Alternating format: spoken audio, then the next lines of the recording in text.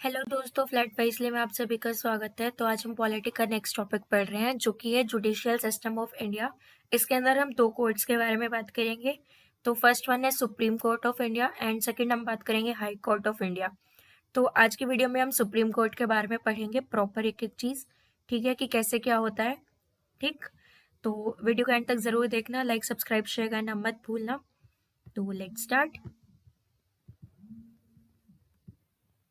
Supreme court of India, तो supreme court एक constitutional body है जिसको कि एस्टेब्लिश किया गया था अंडर आर्टिकल 124। हमारे कॉन्स्टिट्यूशन में आर्टिकल 124 में सुप्रीम कोर्ट के बारे में बात की गई है। इसको एक कॉन्स्टिट्यूशनल बॉडी माना गया है। जो सुप्रीम कोर्ट है वो एपेक्स कोर्ट है इंडिया का, मतलब ये सबसे हाईएस्ट कोर्ट है। तो मान लो अगर तुम्हारा कोई केस की सुनवाई तुम्हें इंसाफ नहीं मिलता है लोकल कोर्ट में, तो तुम हाई कोर्ट में जाते हो।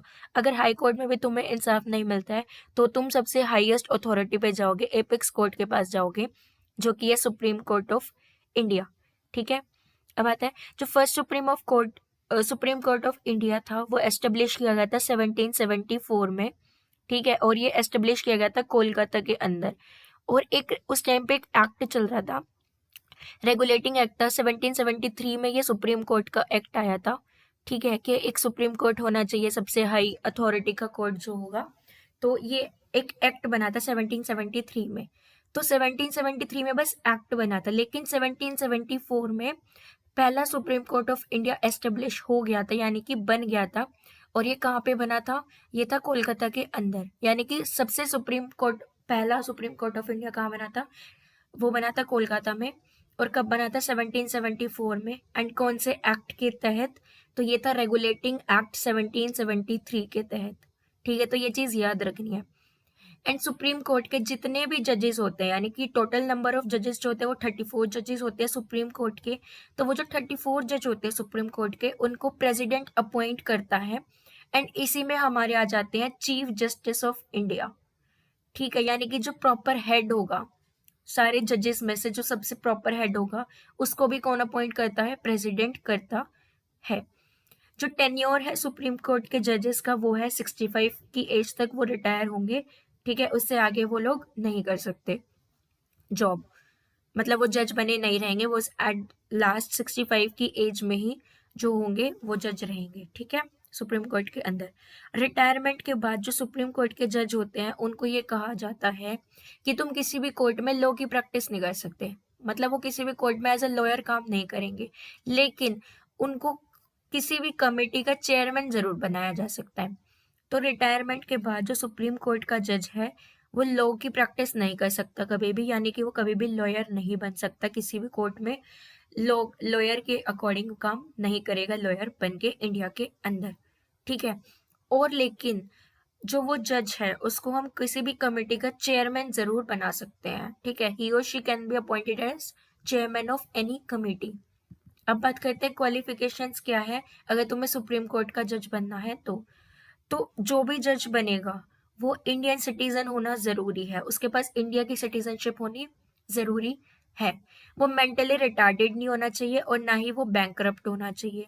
यानी कि ऐसा नहीं कि उसका मतलब उसको बिल्कुल बैंकरप्ट हो गया, उसके पास कुछ है ही नहीं, उसका सब कुछ फ्लॉप हो चुका है। एंड वो पागल नहीं होना चाहिए, मेंटली रिटार्डेड नहीं होना चाहिए, उसको कोई भी डिसेबिलिटी नहीं होनी चाहिए जो भी सुप्रीम कोर्ट का जज बनेगा। एंड जो सुप्रीम कोर्ट का जज बनेगा उसके पास कम से कम इतनी नॉलेज होनी चाहिए जितने की नॉलेज एक प्रेसिडेंट के, इंडिया के प्रेसिडेंट के पास होती है।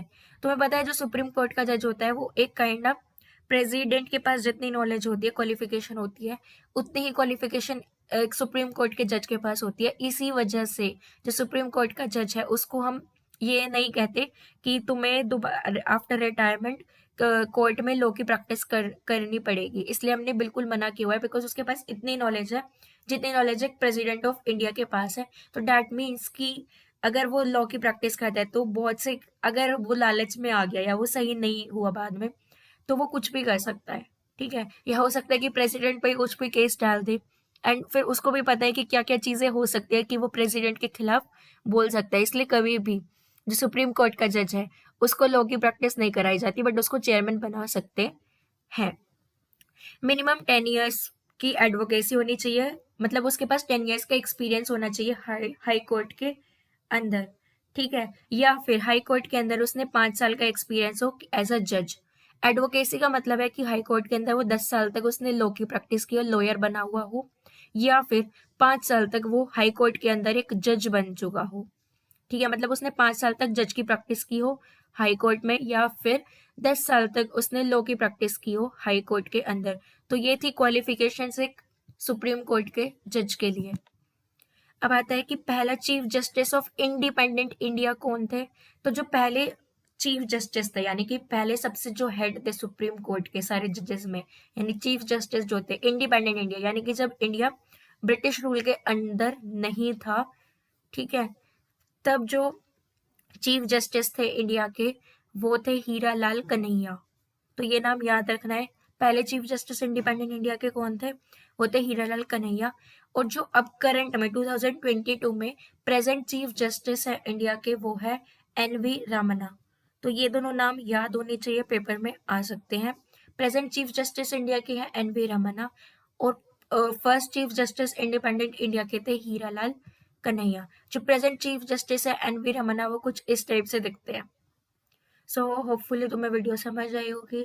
Thank you for watching it, और लाइक सब्सक्राइब शेयर करना मत भूलना। बाय।